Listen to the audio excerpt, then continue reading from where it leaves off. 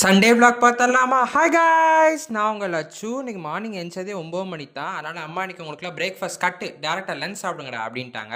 அப்புறம் இந்த கோதுமை கழுவி காய வைக்கிற வேலை இருந்துச்சு. அதை பார்த்துட்டு அம்மா அப்படியே மாவாட்ட போயிட்டாங்க.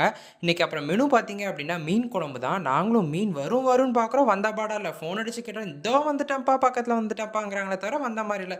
சரி, அம்மா அவங்க வரதுக்குள்ள குழம்பெல்லாம் கூட்டி வச்சிடலான்னு குழம்பு கூட்டி வச்சாங்க. அப்புறம் பக்கத்து வீட்டில் வர சோன் பப்படி கொடுத்தாங்களா, அதை சாப்பிட்டோம். பாப்பா நமக்கு தருவாங்களா மாட்டாங்களான்னு பார்த்துட்டே இருந்தா. அப்புறம் அவளுக்கு ஒரு வாய் கொடுத்துட்டு மணியை பார்த்தா மணி 12:45. அப்புறம் தான் மா மீன்மா அப்படின்னு வந்தாங்க. அப்புறம் அவங்கள்ட்ட மீனை வாங்கிட்டு மீன் அம்மா சூப்பராக அந்த குழம்பு கொதிச்சிட்டு இருந்துச்சுல, அதில் போட்டு சூப்பராக ரெடி பண்ணாங்க. சைடில் வேற எழுை அந்த மீனை உடச்சி விடாத அப்படின்னாங்க. சரிம்மா சரிம்மான்னு சொல்லிட்டு உங்கள்கிட்ட அப்படியே காமிச்சேன். அப்புறம் மீன் பொரிக்க போயிட்டாங்க. மேடம் எப்பவுமே ஃபோன் பேசிட்டு தான் எந்த வேலையும் செய்வாங்க. கேட்டால் டயர்ட்னஸ் தெரியாதான்.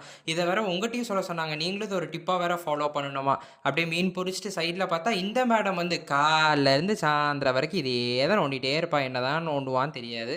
அப்புறம் அம்மா அப்படியே துணி அலச போயிட்டாங்க. துணி அலச 2 டப்பு நிறைய இருந்துச்சு. நான் அலசரமானாலும் கேட்கல. அப்படியே அம்மா துணி அலசிட்டு இருந்தாங்க.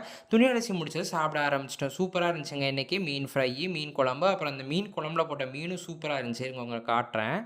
பார்த்தீங்களா, சூப்பராக இருந்துச்சு. நானும் அப்படியே சாப்பிட ஆரம்பிச்சிட்டேன். நீங்களும் என்ன சாப்பிட்டீங்க அப்படிங்கிறத கமெண்ட் பண்ணிவிட்டு மறக்காம நம்ம பேஜ் ஃபாலோ பண்ணிக்கோங்க.